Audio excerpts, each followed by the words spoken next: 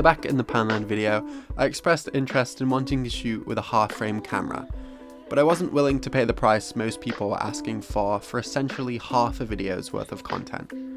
Now, luckily enough, a few weeks ago when I was in Buxton shooting for the rain video, I found this. The Fujica Half for £10 in a charity shop. After I got it home, the only thing that I could find wrong with it was the exposure counter didn't work.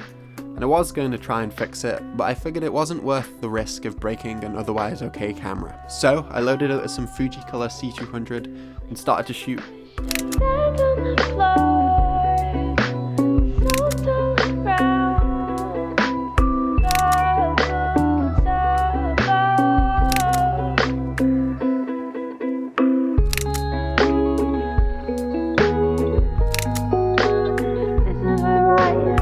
So firstly, it is annoying not having that exposure counter because 72 photos is quite a lot, and because I'm pretty dumb, I lost track pretty fast. Onto the technical side of this camera, you have to focus with something called zone focusing, which I don't actually have that much experience with, but if you're used to fast-paced street photography, you'll be good at this.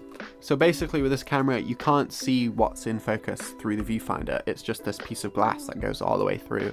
And the only way to focus is just based off distance.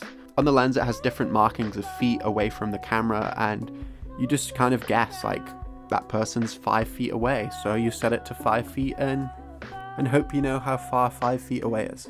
So yeah. Now onto the settings for this camera. The aperture goes from f2.8 all the way down to f22. The shutter speed ranges from a pretty laughable 30th of a second all the way to 1/300th of a second.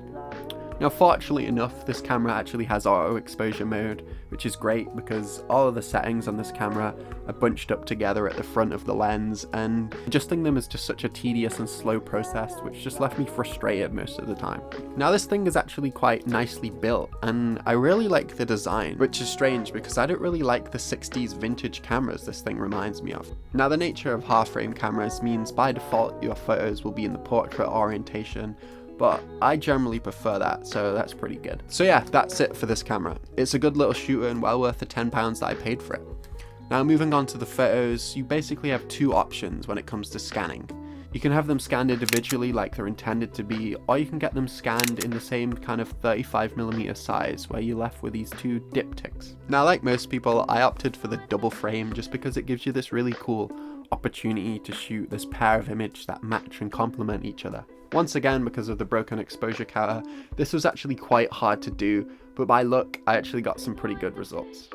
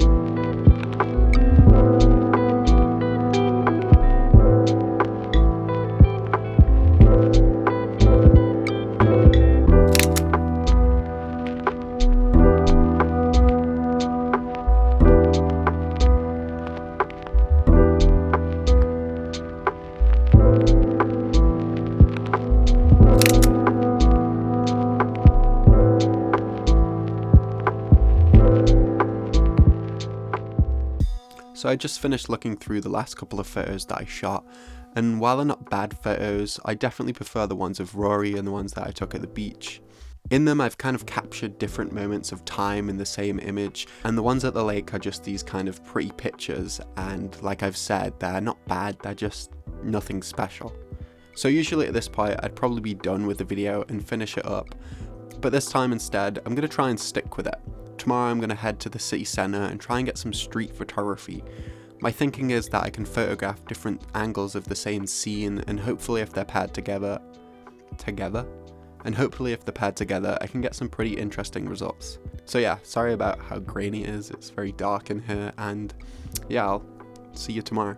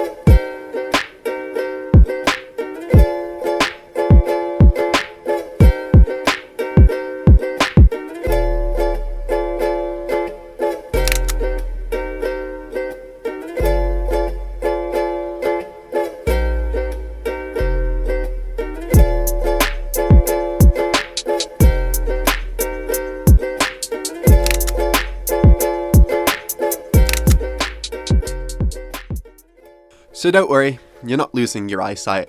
For some reason, I forgot to focus.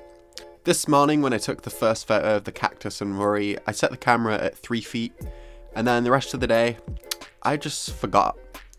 And you might be wondering how one day I can talk about zone focusing, and then the next day I just forget a pretty substantial part of photography, and well, yeah, me too. So I don't know the moral of this story, but overall, I did actually really enjoy this style of photography. It makes you think a little more about what you're shooting instead of the usual clicking the shutter whenever you see something pretty. And even though I didn't really get great results, I still actually do like some of these blurry photos.